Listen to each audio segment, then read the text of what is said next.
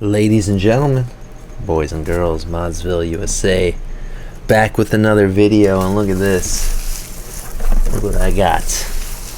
The legendary Mountain Dew original Xbox. Now I paid a pretty penny for this bad boy. They are not cheap.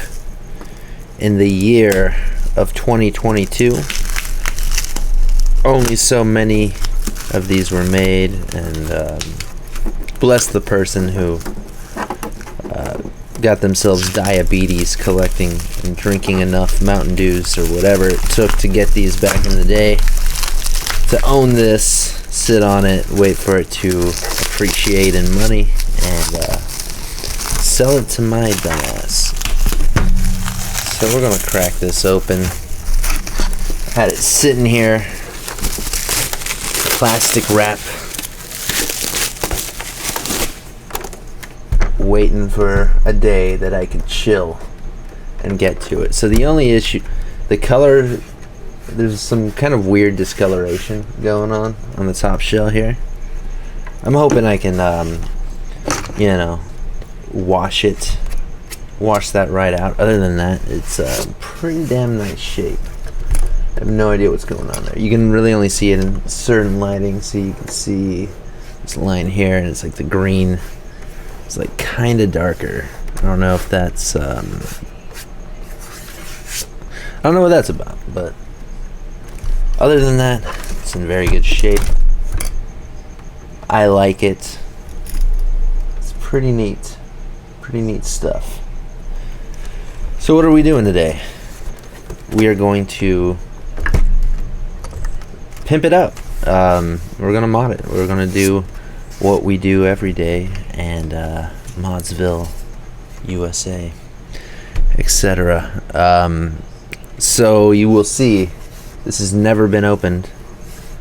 The labels are intact, and you're probably like, oh no, you can't break those labels, you gotta keep it nice like that. Well, good news.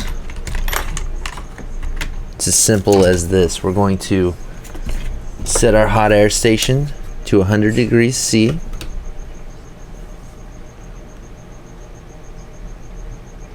Alright. It's nice and set. Do max airflow. And then I'm going to grab this X-Acto knife.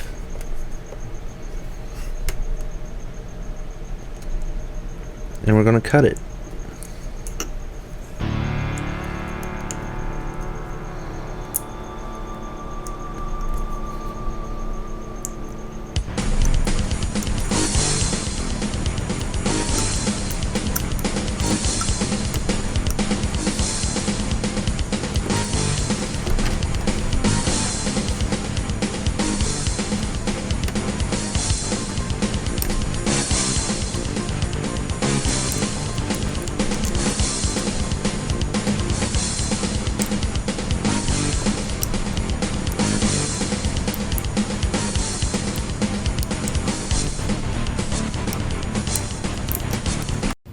No, God! No, God, please, no! Okay. And I can already smell some of you guys down there in the comments section freaking out. But you know what? Hey, this is my Xbox now. And I like to work on my Xboxes. I like to service them. And frankly, the fact that this has not been opened already is irresponsible.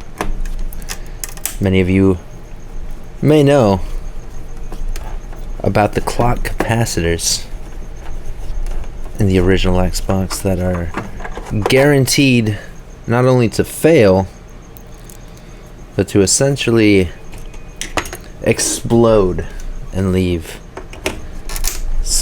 leave some goo, some very damaging corrosive goo all over your motherboard, breaking traces. I've seen it really bad where it's just straight up like eats through the PCB. It can get to a point that's, you know, very difficult to recover from. You might need to manually rebuild portions of your board there. So with the feet, what I like to do is just peel them back. Simple as that. Just peel them back as far as you need them to get access to the screws. Don't totally remove them. There are nice options out there now. If I remember, I will leave a link to the replacement feet that have cutouts for the screw holes there. But really, doing it like this is totally fine. And if they fall off, you can just use some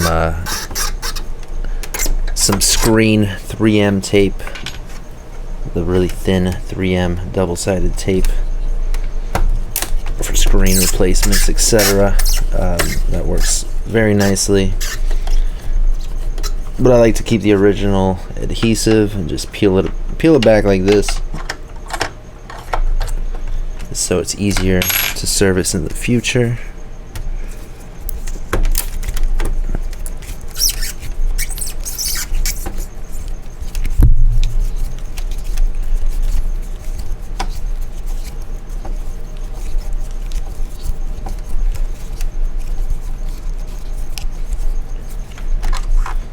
Okay, and let's see what's going on the inside. Damn, this looks nice in here so far. This is one of the cleaner Xboxes I've ever opened up. Oh, nope, it's a little crusty down towards the bottom. Don't worry, we're going to be washing it all. It's no big deal. We'll scrub this fucker down.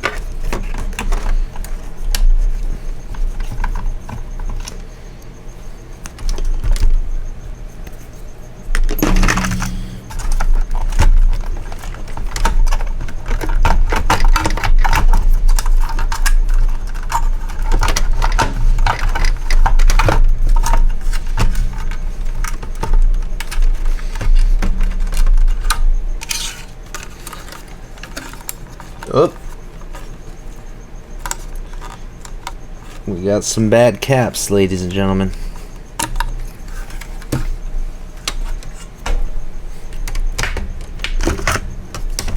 We got 2 more screws.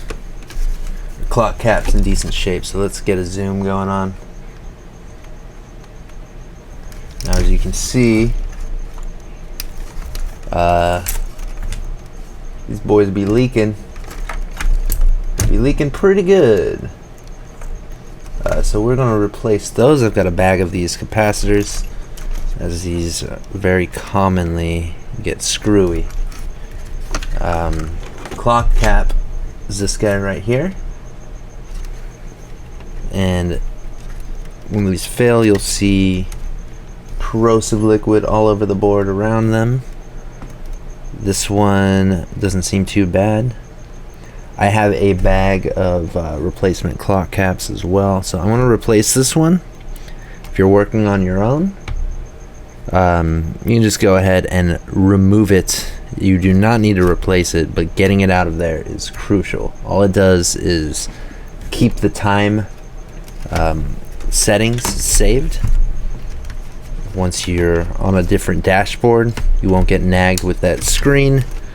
You can keep the clock up to date manually, and XBMC for gamers, it'll sync through the internet if you've got Ethernet hooked up, so it really doesn't matter.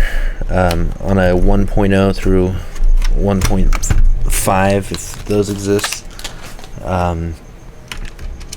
You just remove it. On the 1.6s, the console will not function without the clock cap, so it's in a different location. But if you're going to, you can't just remove it on a 1.6.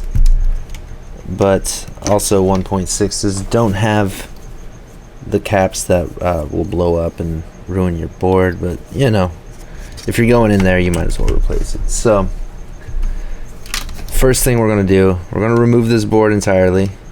We're going to replace the clock cap. We're going to replace these caps. We're going to install an Xblast Aladdin. Have those on ModzvilleUSA.com, link down below. And then I'm going to show you how to do the RAM upgrade easily with hot air. We'll do it. Oh, you know what? These aren't actually tinned already, so we'll save the hot air install for a different video. That works. It's way more convenient when the legs here are already tinned. These don't have much solder on them, so we'll save that for another video, like its own video. I'm gonna do these manually with the soldering iron, and yeah, let's see. After that, I'm probably gonna add some green LEDs to the controller ports, and that's about it. So I'll pull this board out, remove the last couple screws. In the meantime, here's a word from our sponsors. A huge thank you to today's sponsor, PCBWay. Not only do they offer PCB manufacturing, but they now offer CNC and 3D printing services as well. I've gotten PCBs for many of my products and projects manufactured by PCBWay before. The website is super easy to use, and the quality and turnaround time is amazing. Very swag, very handsome. I like it. Thanks again to PCBWay for sponsoring this video. Now let's get back to the show. Okay, let's deal with this clock cap here. Now, these are the pads in question. I'm using a knife tip. I'm at 350. You kind of need to dial up the temps on these original Xboxes here. When you're removing capacitors, it's a pretty beefy board. Okay, so yeah, I like to do it like that. If you when you're removing it, just kind of heat up both legs, pop it out, and then we come in with our wick.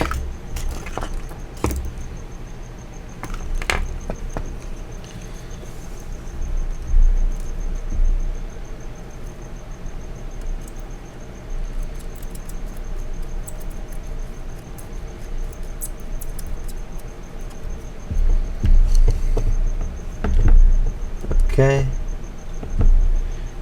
got one hole clear.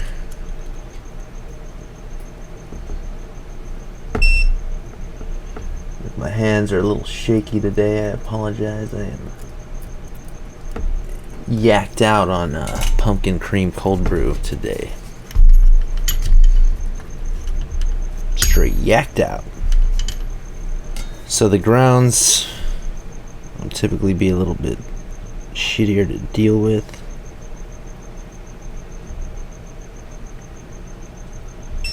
Especially too if it's all crusty like it appears to be.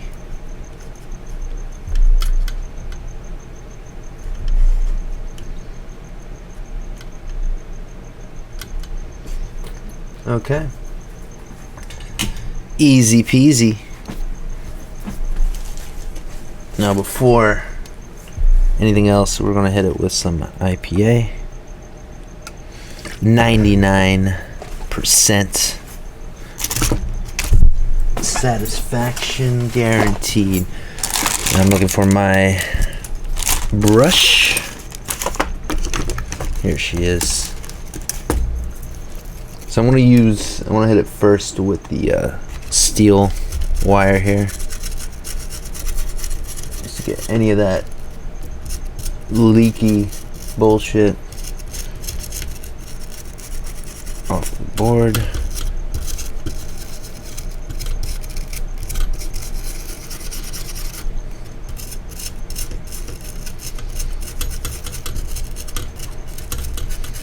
Okay.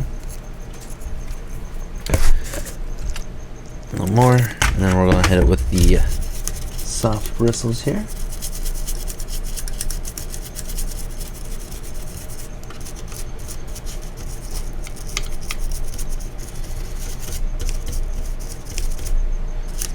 Fantastic. Looking good.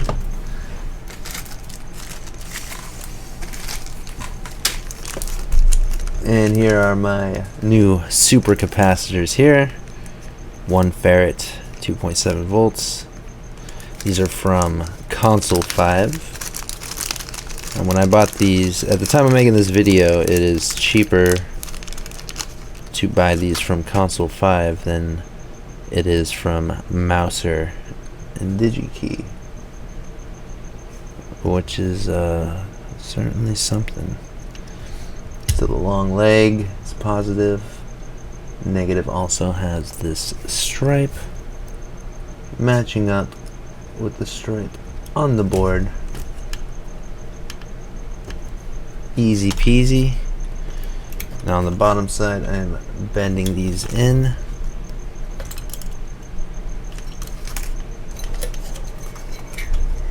You flip it over. A little bit of flex.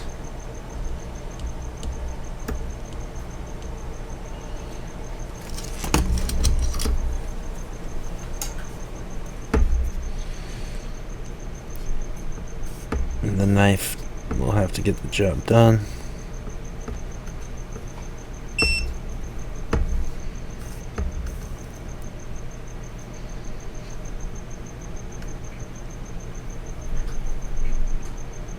There she is. And obviously don't forget to trim the excess legs off. Simple as that. New clock cap. Easy. Peace of mind. Not opening up your Xbox and at the very least removing that capacitor is irresponsible. On anything besides a 1.6. 1.6 will not work if you remove it.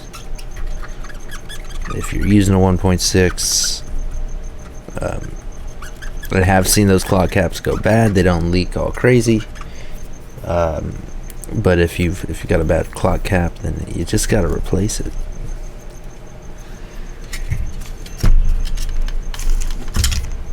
Okay, now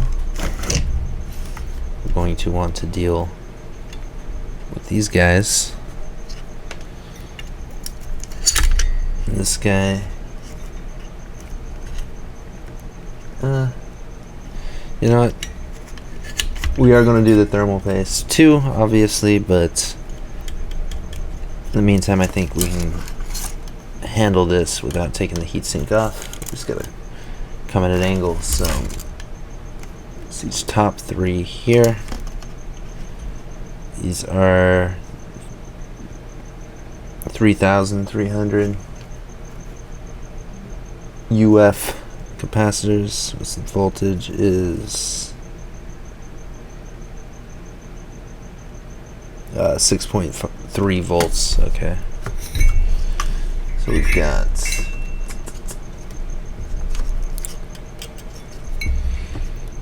one, two, three.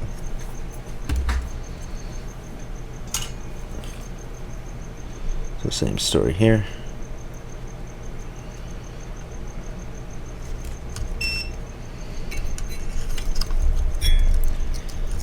Yeah, and good luck with your if you're using a desoldering gun. You're gonna be dicking around for quite a while dealing with these guys, so I find it simpler to just use your iron to just get them out of there, and then deal with wicking later.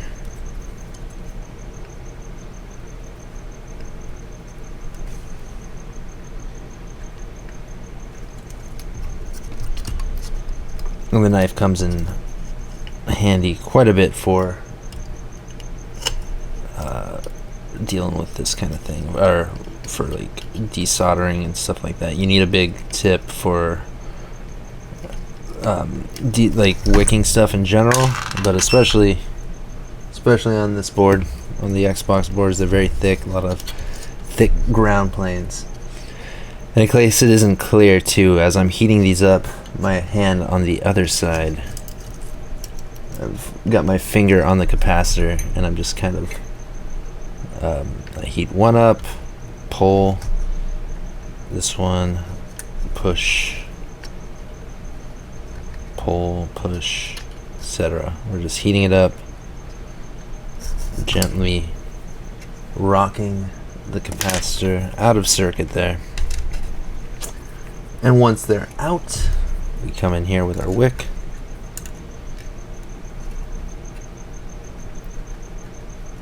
And we do our best to clear these holes. Now, if you get it first try, you're either a legend or lucky or both. A lot of times this requires quite a bit of patience to just clear these holes properly. There's just a fucking, the board soaks up all the fucking heat.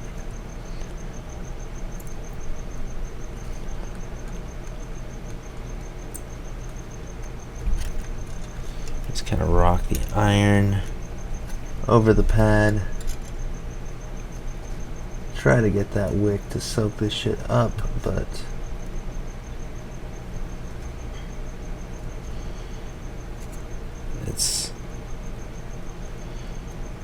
doesn't usually work out first try. It takes some dicking around.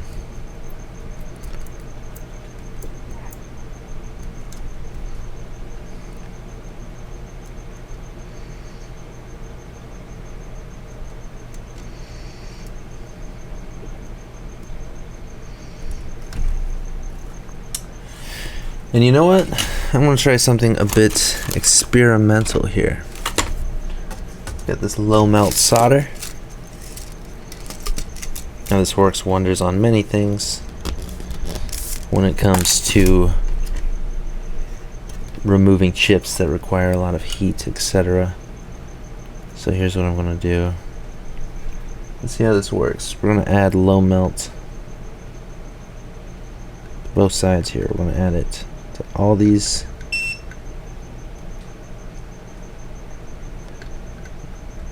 pads.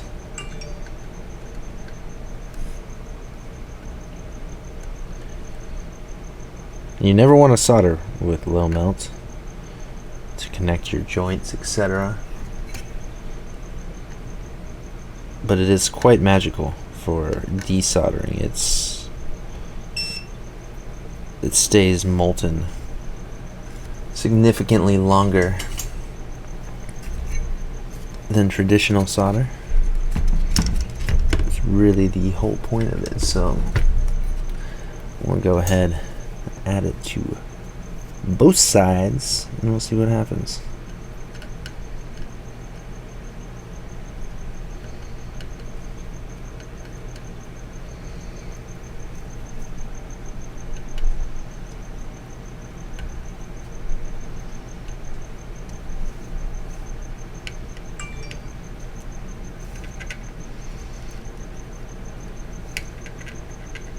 And this stuff is very unwieldy, as you can tell.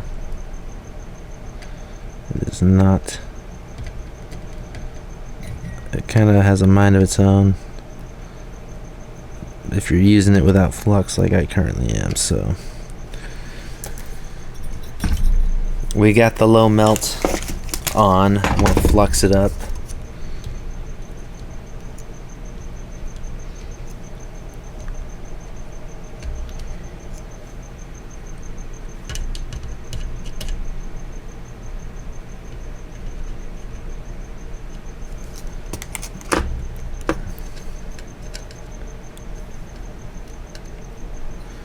Alright, clean my tip.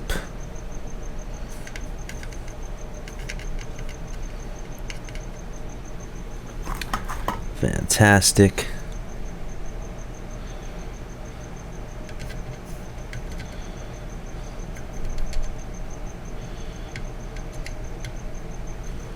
Lovely. Other side again.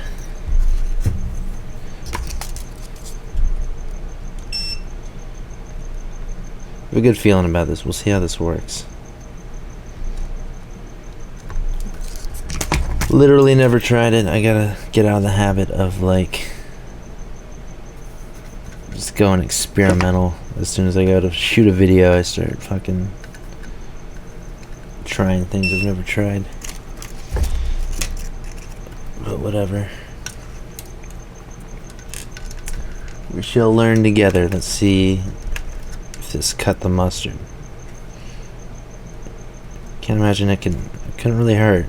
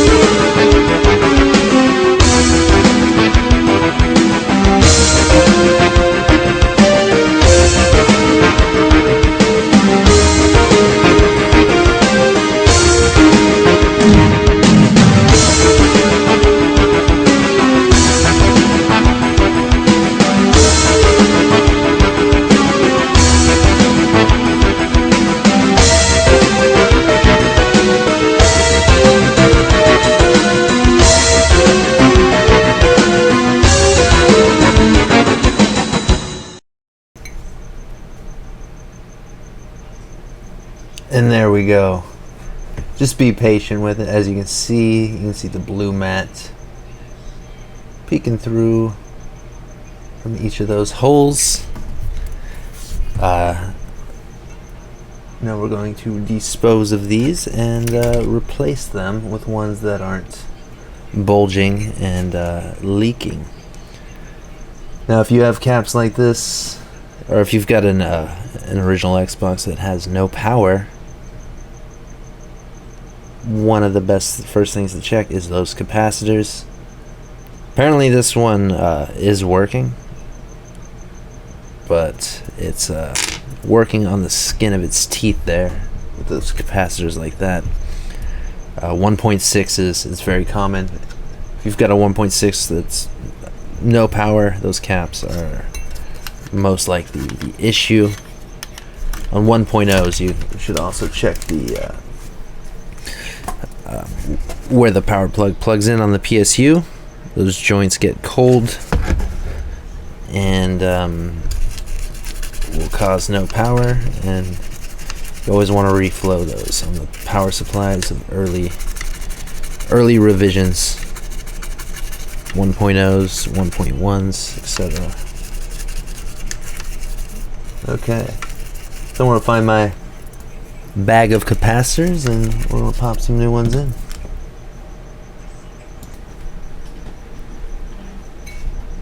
Okay, now it's just as simple as putting the new caps in. Pop. Make sure you're putting them in the right way or they're gonna blow up. It's very important. I've had a few emails separately recently, people asking for help troubleshooting capacitor replacements, and you know, people being like, it blew up when I installed them, what's up with that? And their caps are in backwards. Yeah guys, with electrolytic capacitors you really need to triple check the polarity. There's a positive and there's a negative. If you swap those, you're gonna do some damage.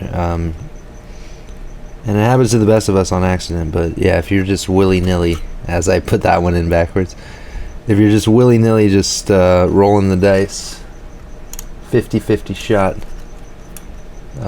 you know, you put it in the wrong way. So negative is the strip. Most boards will have, you know, the negative side. On the silk screen here, I have the little tab there, positive, other side. SNK though, be careful with those because their boards are inverted for some sadistic reason. Okay. And then we solder them in.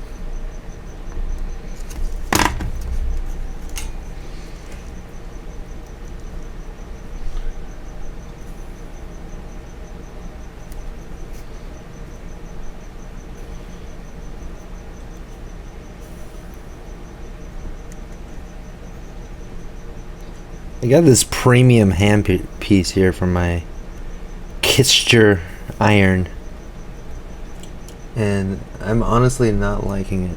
It's like aluminum, just a bit too skinny. It gets, you know, it gets pretty hot, and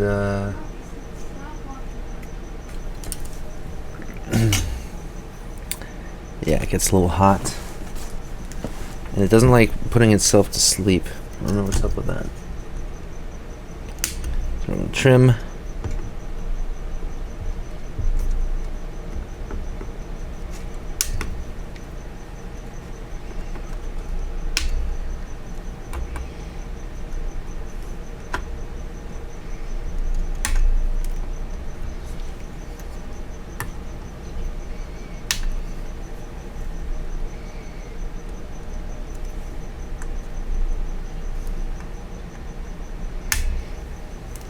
Okay. Let's clean up the flux.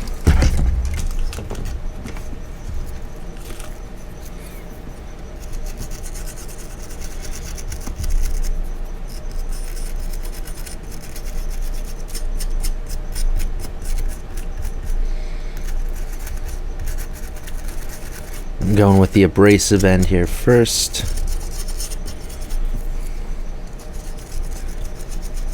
Coming back in.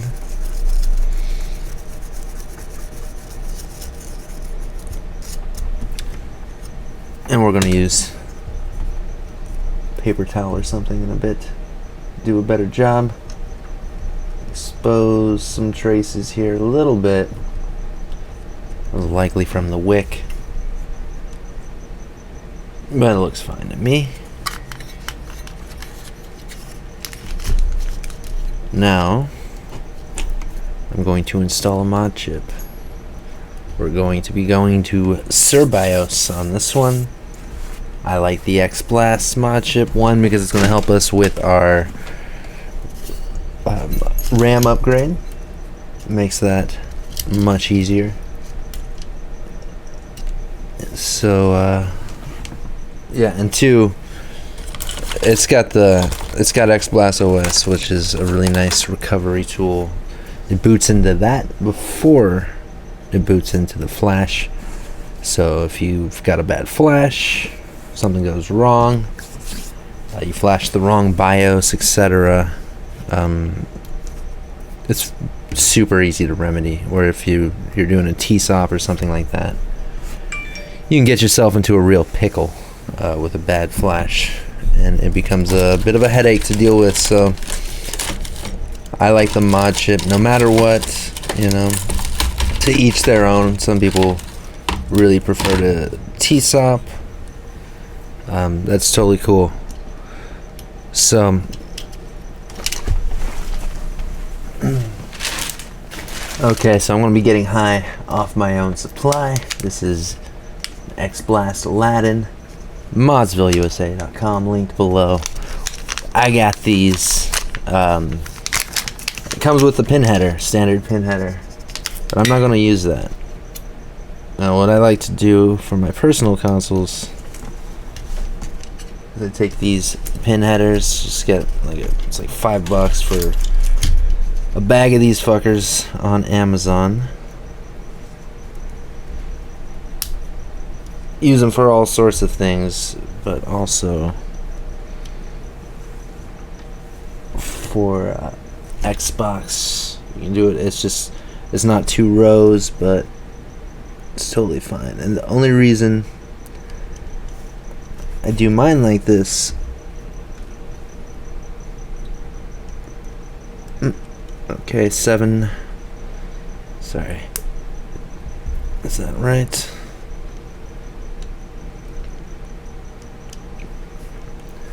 Perfect. Okay, and then we need to remove the second from the bottom there. Now, the only reason I do mine like this as opposed to the pin headers that come with it is it opens up the option to upgrade to a chip that has that uses more pins, like the X3.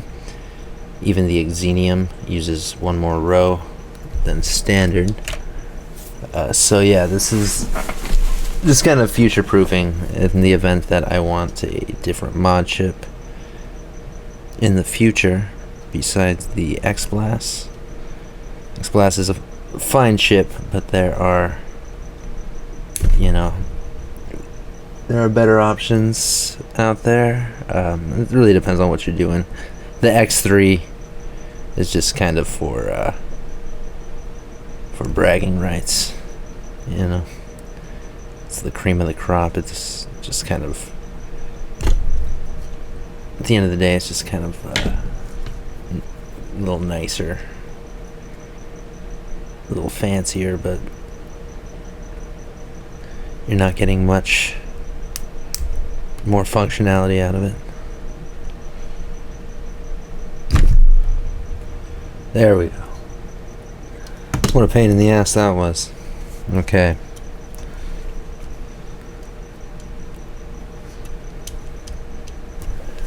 So I seat the pin headers like that. That is the X3 config there. And now what I want to do is come on in here, plug in the Aladdin.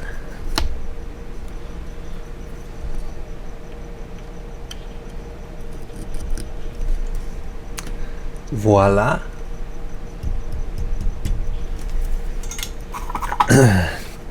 Still got my blade tip. This is a fine tip for a mod chip install, at least an Xbox one. Load it up before flux or anything like that.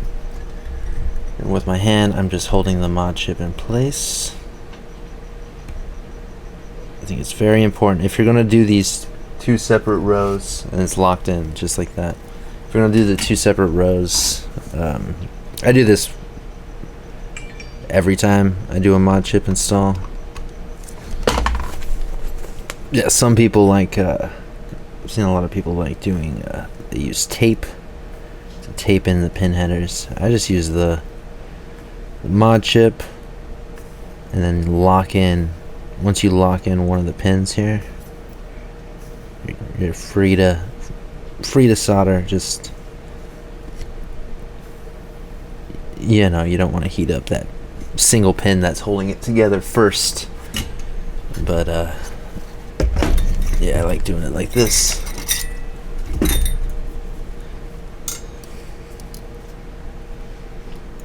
It's a bit more efficient.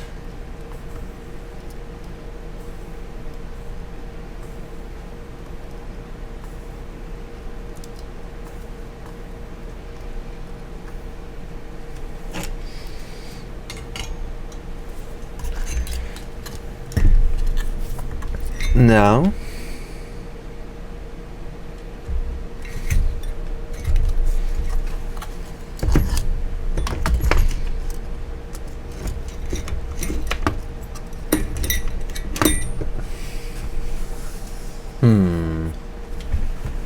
okay, so you can use the easier to solder to D0 point, which is on the back side of the board. That would be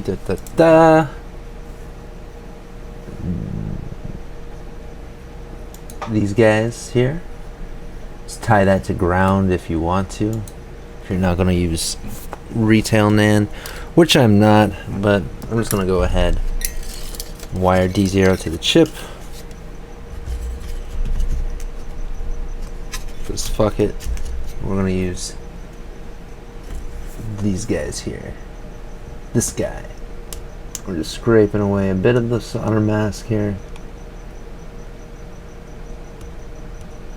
Be careful, you don't want to damage nearby traces. Then you would need to patch that up, and that becomes a significantly more advanced job.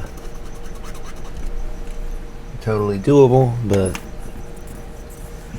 it just depends on your ability. You don't want to put yourself in a you know, even if you can do it, doesn't mean you want to do it, you know. Now I went ahead and switched to my chisel tip here. Need something with a bit more precision. Okay, what I like to do here, come on in, some 30 AWG, just try to slip it through that via.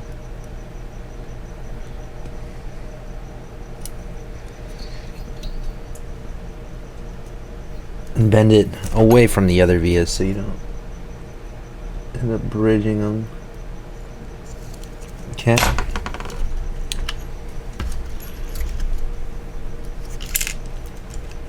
Where are we at? There we are.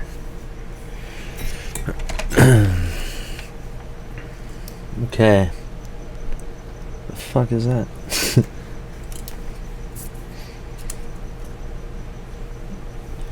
So I'm gonna feed some solder with one hand, my iron in the other, and hopefully gravity takes care of the rest for the wire. Just come on in here.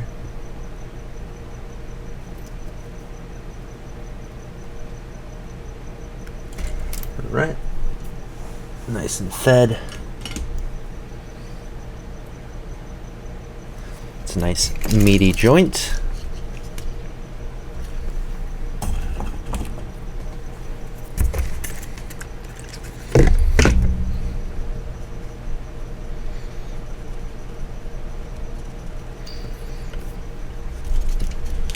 Now we're going to run this beneath the Modchip.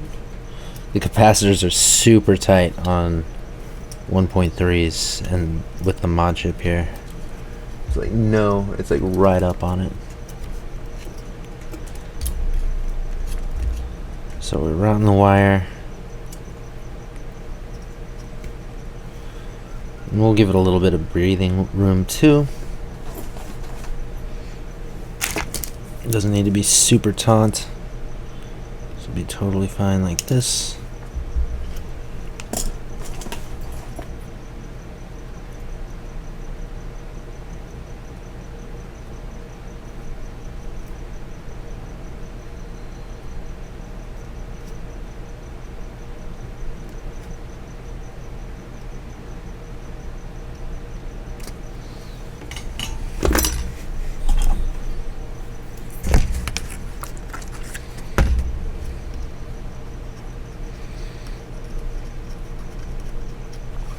Okay, and last but not least, these vias are not the most, not the strongest joints, strongest, quite fine traces. So what I like to do is come in here with some UV resin, do a dab, just a little dab like that. Come in here with our lamp.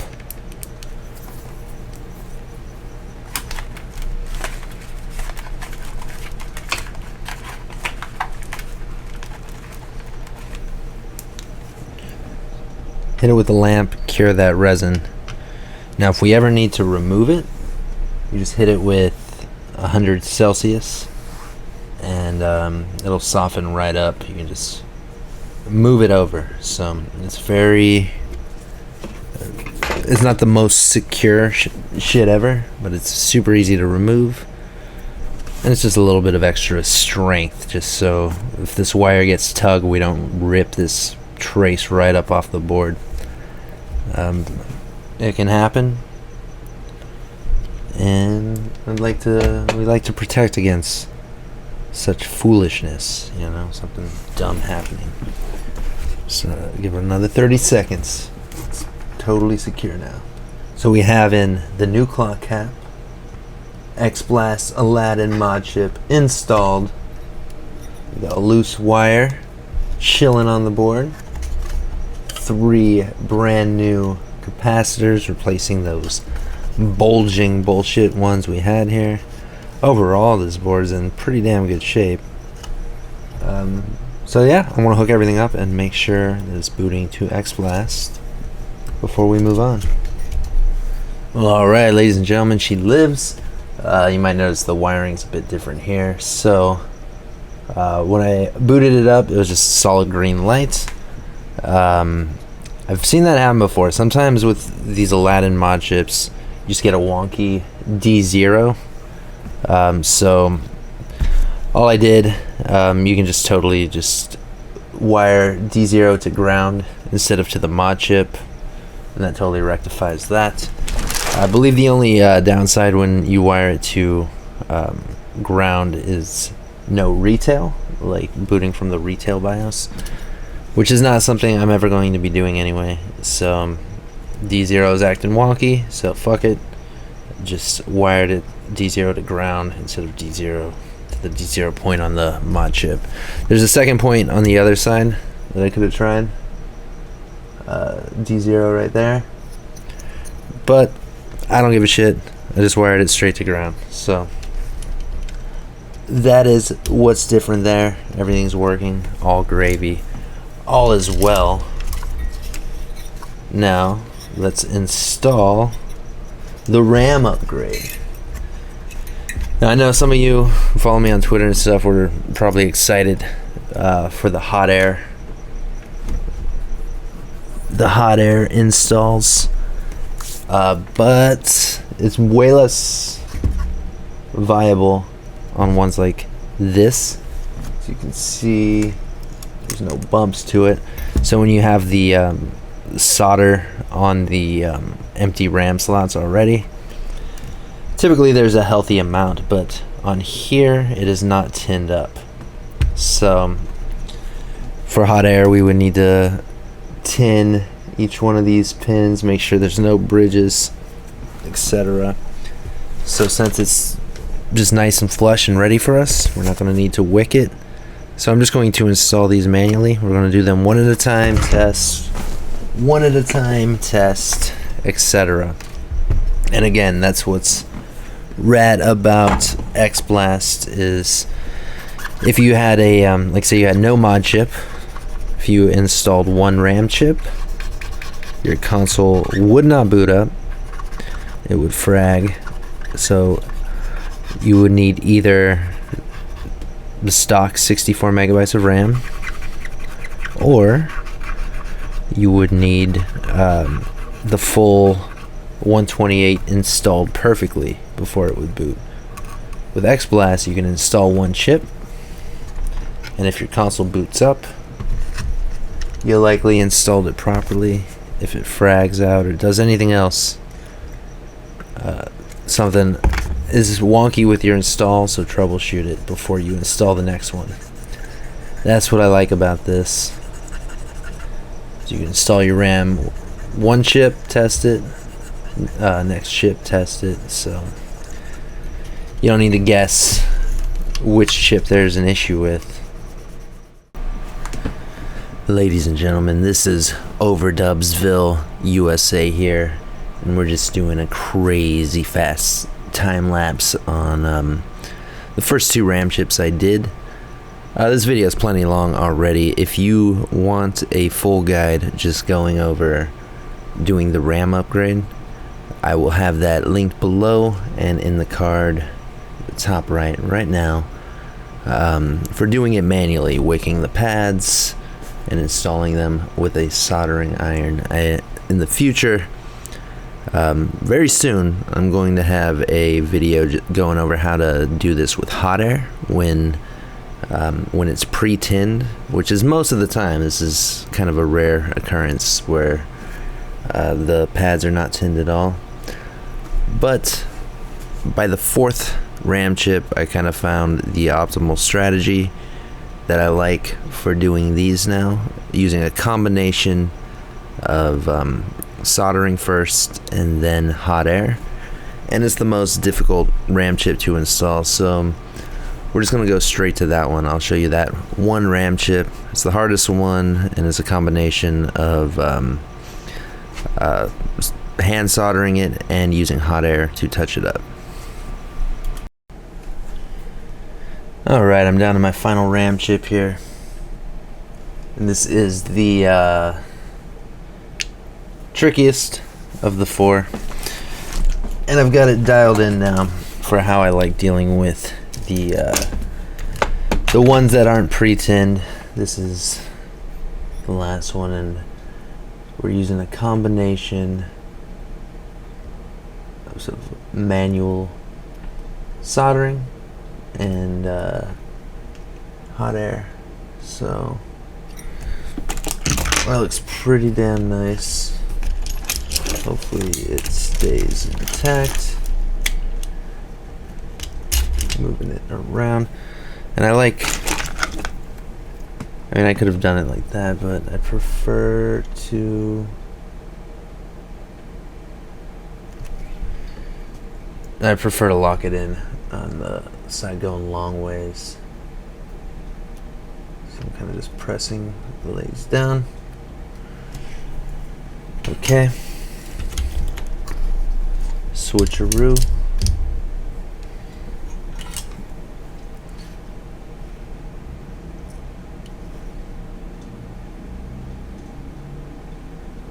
Oh,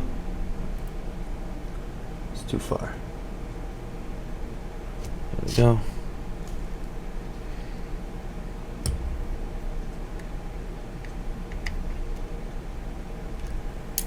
Okay.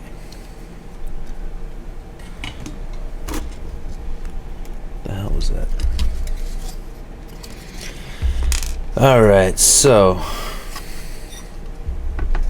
locked in. Give a quick visual inspection. All those legs look nice.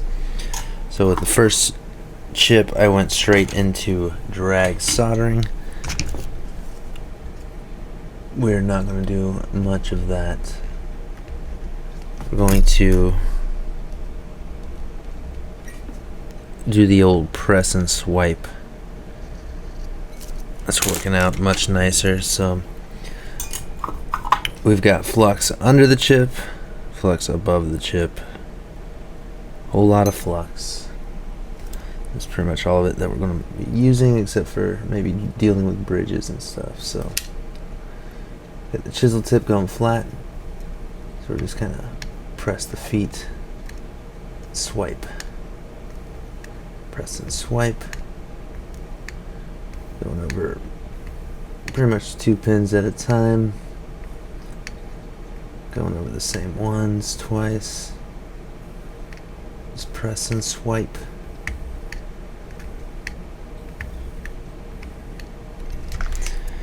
You want to make sure I'm adding more solder now to the bottom. There's no solder on these pads, so we gotta make sure everything's getting nice and wet.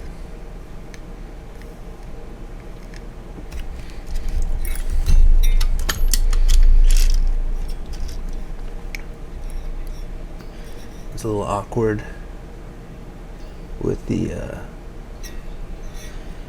heat sink here.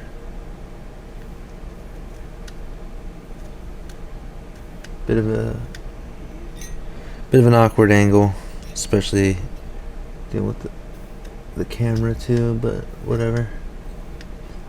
We make do.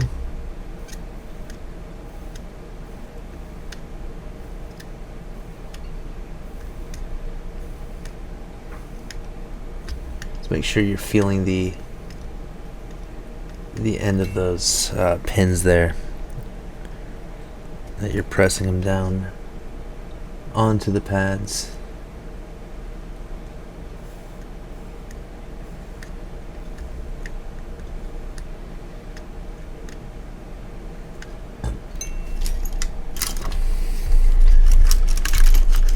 And we're not worrying about bridging right now. If we bridge, we bridge. That's it. It's whatever. We're gonna go back and that'll be its own phase. So try not to touch your iron to the capacitors here. You don't want it exploding on you.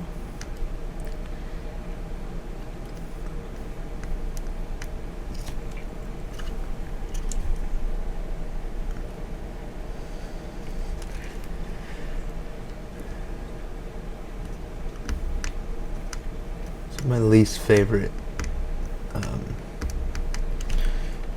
the 1.0s and the 1.1s are much more forgiving with the capacitor placements.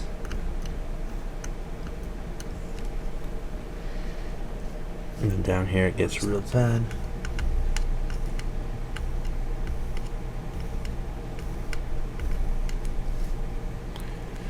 We gotta be careful of that cap.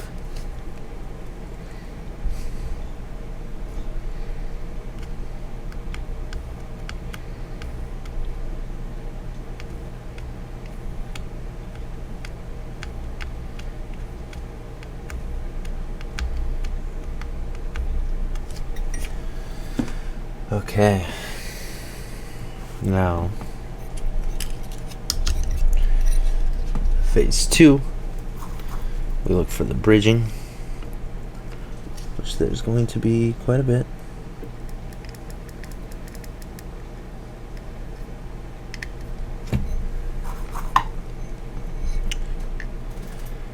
Drag it to a corner that you're comfortable with.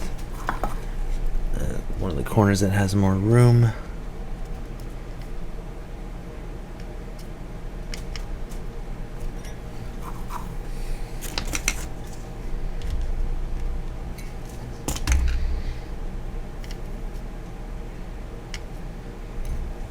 Okay.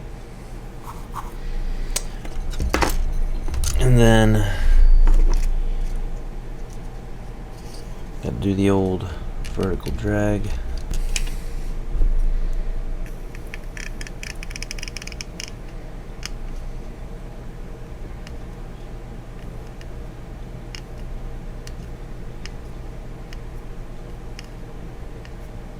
Cool.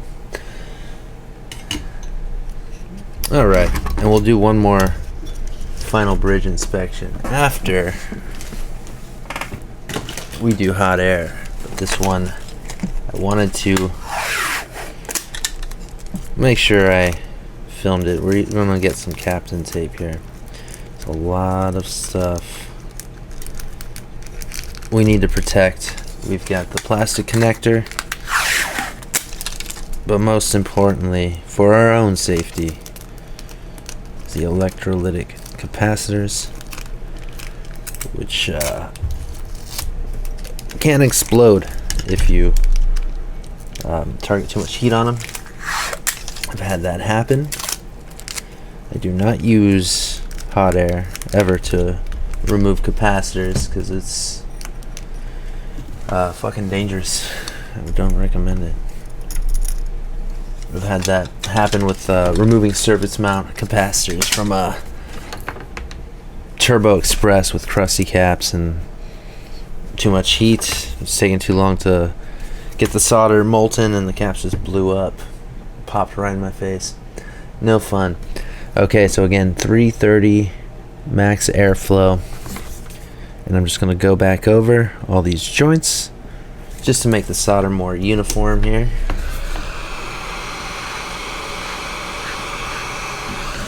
Is that max? Yes. And because this was flush, when we put the chip on, we don't need to worry about pressing down. So I'm not going to. Just going to go one side at a time. Get it nice and molten.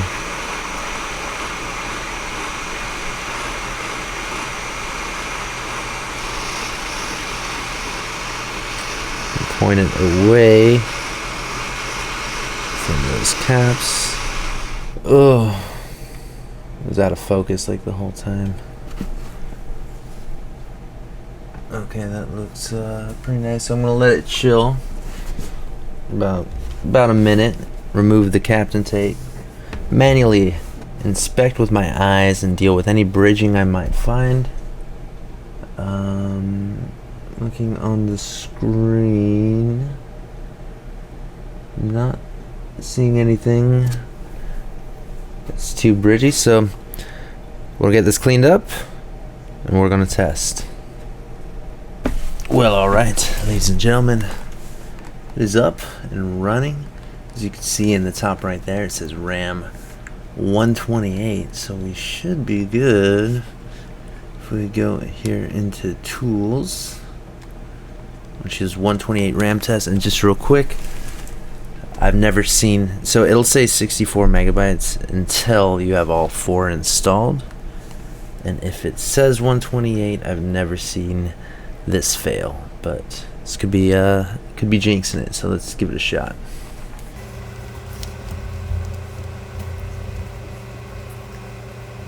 And we good, ladies and gentlemen. Pretty nice. Alright. So we're done here in Xblast for now. I think it's time, let's service our disk drive. Add a new belt. I'm going to add an 80 wire IDE cable. Upgrade to 4 terabytes. Add the new SATA. And fuck LEDs. Okay, we got a lot of work. Still got a lot of work to do. Let's carry on. Okay, I've got the disk drive open here. I have some spare belts here, brand new from Console 5. Now, I don't know if this drive is jammed or not. Allegedly it works. I haven't tested it. But it doesn't matter. These belts are about 20-ish years old. So you want to replace them. Okay, so to get this drive open, this model here, this plastic, I'll slide this to the right. Can't really see it. It's like the white plastic rail. There we go. Once you get to a certain point, just open her up. Come on in here. Get that old belt out of there. Throw it in the trash.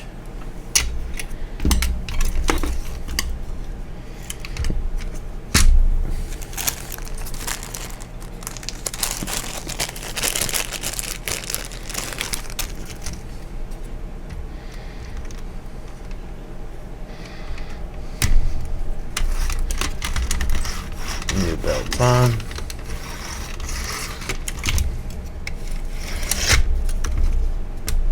Very good. The laser. It's gonna. Not even gonna add IPA. I'm just gonna do. Just go over it dry, and then around the laser if there's any little dust particles. Just wipe those off. Overall, the drive is pretty clean.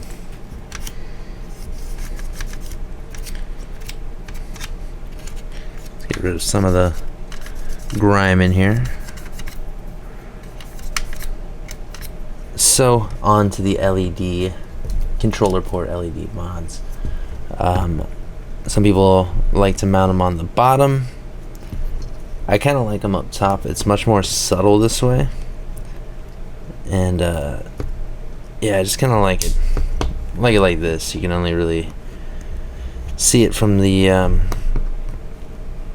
from like the right angles. It's not overwhelming.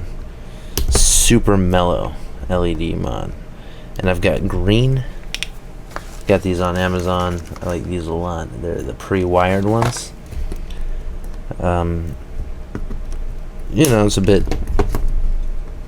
They're not super expensive. It's definitely pricier than if you were to just wire up your own LEDs. But when you're doing a lot of LEDs, it's a pain in the ass to wire up a resistor, do the heat shrink tubing, all of that crap. Just gets real cumbersome, and I'd rather not. Especially if I'm doing a bunch of these. Let's see. So snip those, that's where the LEDs get mounted. And then we come in here. We crack into this metal housing. We don't need it. It's doing nothing for us. There we go. Do that twice.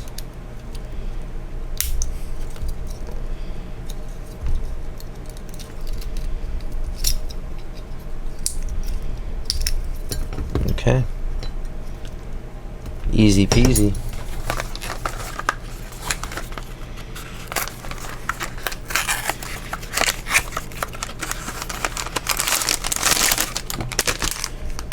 So here they are.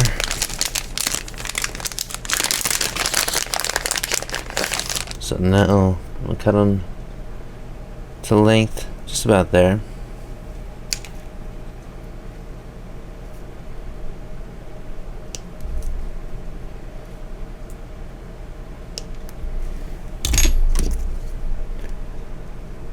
And we're gonna flux up the red and the black. Red is positive, black is negative. And if you get these LEDs, the positive wire is going to be the color of the LED. So green is positive, black is negative. Pretty simple stuff. And then I just rest it on top.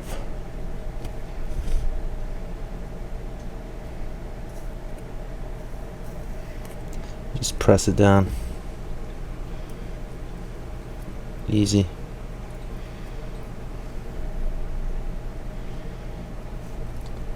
You don't need to really tin the wire first.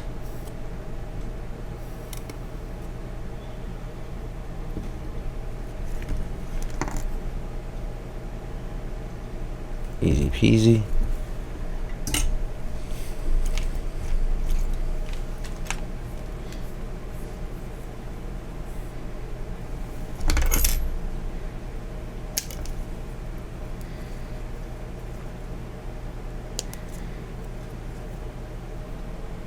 Okay. So once you have them soldered up, what you do is I like to mount them like right here, like just parallel with this black piece of plastic here, and then do a bend, a nice crease here. And you want to be careful in this area, because that can easily get fucked up. And you want to put your controller ports in last. Like, you don't want to try to put your motherboard in over, like when you have these mounted already, because your board will fiddle with these wires, you can easily mess something up, and then you have to redo it. Yeah, just always, you know, take these out before you take your board out, or put your board in before you put these in. So off camera, I'm going to go ahead and glue these into position. And the best way to do that, and we'll glue these, and I'm going to do this one off cam too. You already saw it, it's the same exact thing. But the way to do it is just a tiny dab of hot glue. You press the LED onto it, just to make it, you know, as invisible as possible. Hot glue is a bit unwieldy. It can be a bit tough to control, but yeah, we're not putting these down and hot gluing it. We're hot gluing and then pressing the LED into position. Don't burn your fingers, because that shit sucks. Okay, so here's the last little bit of soldering we gotta do. I would consider this mandatory, so I use these cheapo Chinese IDE To Sata adapters, and they work great. The only issue is all of the through-hole components. The soldering is very sketchy. The Molex adapter, the SATA port, and the IDE port all need to be touched up, in my opinion, before ever powering it on. So these things have a wrap of, you know, only working about 40% of the time. But if you just put in the legwork and redo all of the soldering, you're going to find they work about 99% of the time. So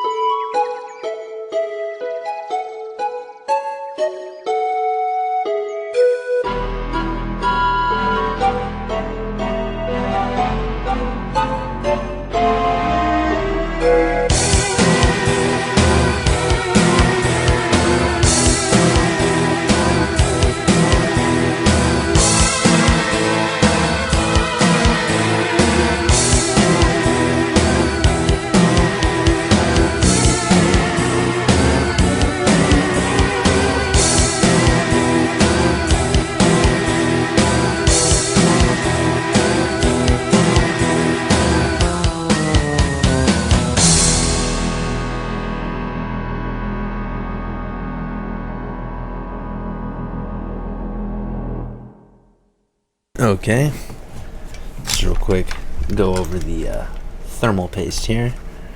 So I left the console running for about a minute just to warm everything up. It makes it easier to remove the heat sinks. And this stuff is a pain to deal with even when it's warm. You see, it is very thick. Microsoft likes to use crap like this, but here's the solution. Goo Gone. So what we're going to do, so we're going to be very liberal with this. We let it soak like a shitty dish.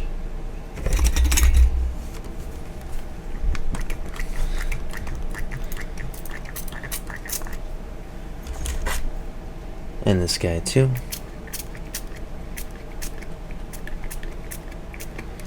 Okay.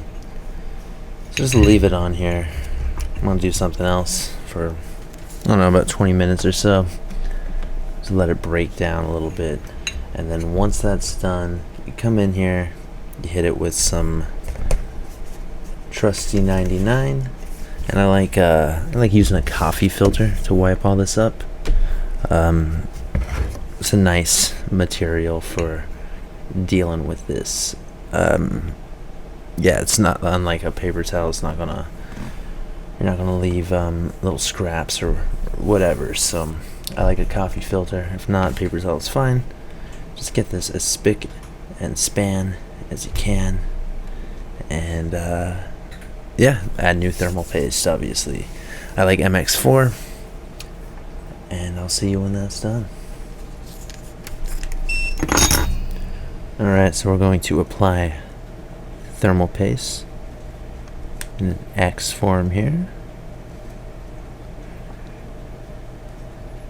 and we'll do a nice bead on that die there. Easy. Well, alright, ladies and gentlemen, she is finished. I've got the drive back in, 4 terabyte, and everything is pre-installed. If you're curious how this was done, go check out my Cerbios video. Try to remember to put a card up here. I'll have it in the links as well. For setting up the 4 terabyte drive, this was a very long affair to do. But now that I have one set up, I am able to clone it, and that's what I did. I just used one of those docks, the SATA hard drive docks, the one with 2. You just hit a button and it clones, easy peasy. So this is a clone of my initial build. And yeah, so we've got the 80 wire IDE cable. This is mandatory if you're going to be upgrading your hard drive to something larger. The stock one is 40 wire. You'll see really thick wires as opposed to twice as many fine wires. You gotta do this or you're gonna have issues. Upgrade to 80 wire IDE. The SATA adapter, a lot of people like the Startech ones, but those are over 4 times the cost, with performance increases that seem unnoticeable to me. I don't really think they're much better. I like these cheapo Chinese ones. You just need to reflow them like I did previously before using it. Don't test it and then try reflowing it. You reflow, then you use it, because if it fucks up, like if it doesn't work, reflowing it doesn't usually help. So reflow first. We've got the 3D printed mounts here, so this guy ain't going nowhere. These are amazing. I love these. Spooky orange and black in season theme here. And yeah, these are great. There's also one for the Startech one if you do have the Startech adapters, but I like these, and these mounts are fantastic. And that's all there is to it. So let's just put the top back on, flash Cerbios to the Xblast Aladdin, and we're good to go. I'll show you the end result. Alright, so here we are in our Xblast OS here, and we're going to be flashing the BIOS. So we come into settings, go to flash menu, and I'm doing Cerbios, which is a 256 kilobyte BIOS. So I want to choose bank 1, and I want to go net flash. I've got my Ethernet cable hooked up, so we get an IP address, come over to the desktop. Now I am using Firefox. I have not been able to get this to work in any other browser, or at least in Google Chrome or Brave, which is a Chrome spin-off there. So I'm going to flash Cerbios. So we will do retail UDMA5, which gives us better speeds here. And then we choose upload and flash. Then I'll skip back to my Xbox and look how fast that is. It is instant. So I'm going back and I'm going to flash one more. We'll do the 512 one here. Do net flash. Okay, back to desktop. So we'll go back up to the bar here. Hit enter. We'll write Cerbios vanilla.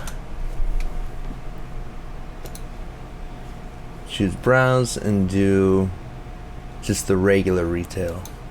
So in case there's any weird issues, we can toggle over and see if it's a UDMA5 issue. This is not mandatory, it's just how I want to set this up. Upload, and there it goes.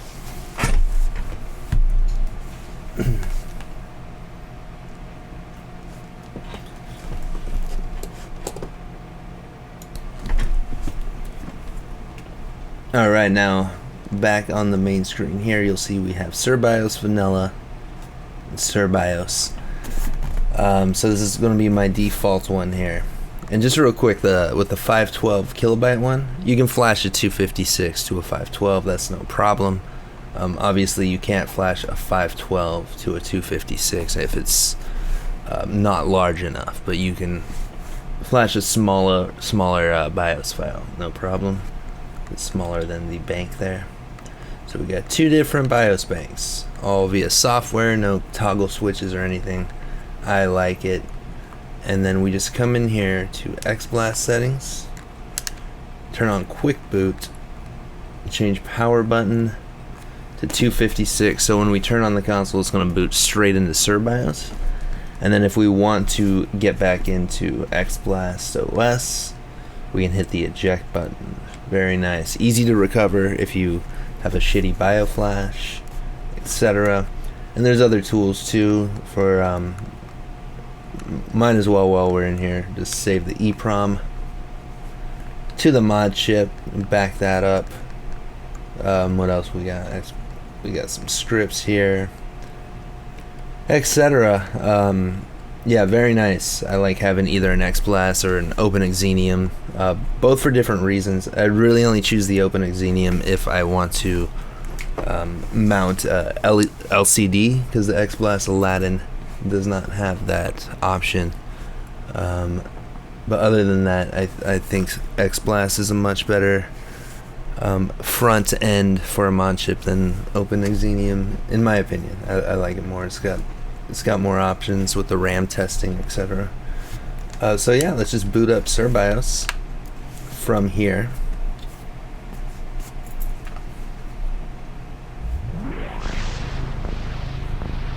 And there she goes. Obviously next time we boot the console with the power button, it's just going to come straight here as opposed to Xblast first.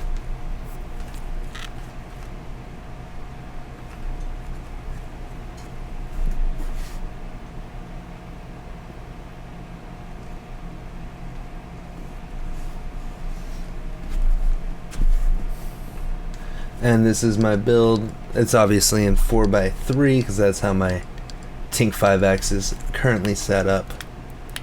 But yeah, I've got all the shit, full US, and then I've got the PAL and Japan exclusives on here. These are the HDD Ready Pack, and as we speak, I'm currently working on a full XISO build. I'm downloading the full redump XISO set, same kind of format, not the full one. I'm doing US discs, and then PAL and Japan exclusives. If it was the full one, it would be like doubles or triples of everything, which, fuck that, who needs that? Let's get all the stuff there, and then the emulators. We got a bunch of coin ops, got artwork for all of these. These took so long to set up. got the full redump PS1, Neo Geo CD, all that shit. Very cool.